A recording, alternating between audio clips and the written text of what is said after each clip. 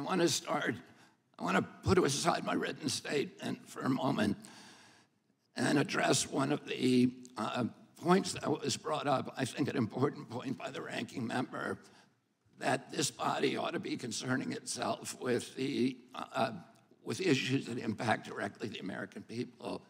The rising price of groceries, 76% over the past 2 years for basic foodstuff, the war in Ukraine, the inflation issues, the border issues, many, many other issues that concern us all as a nation. We can't do that without the First Amendment, without debate. When I gave my speech, my announcement speech in Boston 2 months ago, YouTube, I talked about all those issues. I focused on grocery. I focused on the fact that working class people can no longer afford to live in this country. I talked about inflation, all the issues that deeply concern you and that you've devoted your career to alleviating those issues. 5 minutes into my speech, when I was talking about Paul Revere, YouTube deplatformed me. I didn't talk about vaccines in that speech. I didn't talk about anything that was a verboten subject. I just was talking about my campaign and things, the conversation that we ought to be having with each other as Americans. But I was shut down, and that is why the First Amendment's important. Debate, congenial, respectful debate is the fertilizer, it's the water, it's the sunlight for our democracy. We need to be talking to each other. Now, this is a letter that many of you signed, many of my fellow Democrats. I've spent my life in this party. I've devoted my life to the values of this party. 102 people signed this. This itself is evidence of the problem that this hearing was convened to address. This is an attempt to censor a censorship hearing. The charges in this, and by the way, censorship is antithetical to our party. It was appalling to my father, to my uncle, to FDR, to Harry Truman, to Thomas Jefferson, as the chairman referred to. It is the basis for democracy. It sets us apart from all of the previous forms of government. We need to be able to talk, and the First Amendment was not written for easy speech. It was written for the speech that nobody likes you for. And I was censored not just by the Democratic administration, I was censored by the Trump administration. I was the first person censored as the chairman pointed out, by the Biden administration 2 days after it came into office. It ordered a truthful, and by the way, they had to invent a new word called malinformation to censor people like me. There was no misinformation on my Instagram account. Everything I put on that account was cited and sourced to peer-reviewed publications or government databases. Nobody has ever pointed to a single piece of misinformation that I published. I was removed for something they called malinformation. Malinformation is information that is true, but is inconvenient to the government, that they don't want people to hear. And that's antithetical to the values of our country. After I announced my presidency, it became more difficult for people to censor me outright. So now I'm subject to this new form of censorship, which is called targeted propaganda, where people apply pejoratives like anti-vax. I've never been anti-vaccine, but everybody in this room probably believes that I have been, because that's the prevailing narrative. Anti-Semitism, racism, these are the most appalling, disgusting pejoratives, and they're applied to me to silence me, because people don't want me to have that conversation about the war, about groceries, about inflation, about the war on the middle class in this country that we need to be having. And by the way, I want to say this while I'm on the record, that in my entire life, and why I'm under oath, in my entire life, I have never uttered a phrase that was either racist or anti-Semitic.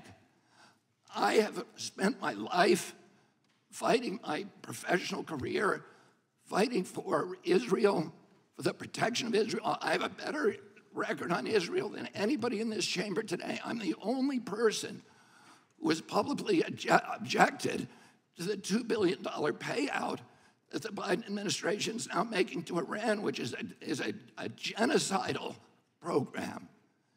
I'm the only one who's objected to that. I've fought more ferociously for Israel than anybody. But I am being censored here through this target, through smears, through misinterpretations of what I've said, through lies, through association, which is a tactic that we all thought we had been discredited and dispensed with after the Army McCarthy hearings in the 1950s. But those same weapons are now being deployed against me to silence me. I know many of the people who wrote this letter. I don't believe there's a single person who signed this letter who believes I'm anti-Semitic. I do not believe that. There is no evidence of that. Now, I want to say something I think that's more important, and it goes directly to what you talked about, ranking member, which is the need, this toxic polarization that is destroying our country today. And how do we deal with that? This kind of division is more dangerous for our country than any time since the American Civil War. And how do we deal with that? How are we going to, every Democrat on this committee believes that we need to end that polarization. Do you think you can do that by censoring people? I'm telling you, you cannot. That only aggravates and amplifies the problem. We need to start being kind to each other. We need to start being respectful to each other. We need to start restoring the comedy to this chamber and to the rest of America, but it has to start here. My uncle, Edward Kennedy, has more legislation with his name on it than any senator in United States history. Why is that? Because he was able to reach across the aisle, because he didn't deal in insults, because he didn't try to censor people. He brought home people who were antithetical to what he believed in. He came home almost every weekend with people like Orrin Hatch to our house at the compound in Hyannisport. At that time, Orrin Hatch to me was like Darth Vader, because I was an environmentalist. And I was saying, why is Teddy bringing this guy home? But he knew that he was effective because he understood that comedy and respect and kindness and compassion and empathy for other people is the way that the only way to restore the function in this chamber. But more importantly, today we need to give an example in the leadership of our country of being respectful to each other. If you think I said something that's anti-Semitic, let's talk about the details. I'm telling you all the things that I'm accused of right now by you. And in this letter are distortions, they're misrepresentations. I didn't say those things. There's fragments that I said, but I denounce anybody who uses the words that I have said to imply something that is negative about people who are Jewish. I never said those things. And I want to point out also that the chairman pointed to Dennis Kucinich, who's fighting behind me. There is no two people in the country who feel more differently about American politics than these two people. And yet they were friends. Dennis attended his children's basketball games, attended his daughter's wedding. This is what we need, how we need to start treating each other in this country. We have to stop trying to destroy each other, to marginalize, to vilify, to gaslight each other. We have to find that place inside of ourselves of light, of empathy, of compassion, and above all, we need to elevate the Constitution of the United States, which was written for hard times, and that has to be the premier compass for all of our activities. Thank you very much. Thank you. Mr. Chairman, I'd like to raise a point of order. Gentlelady can state her point of order.